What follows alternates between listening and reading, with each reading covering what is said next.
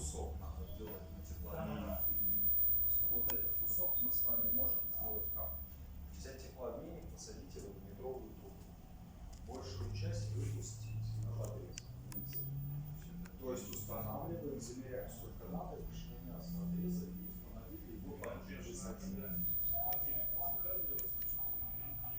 И искать серийный один.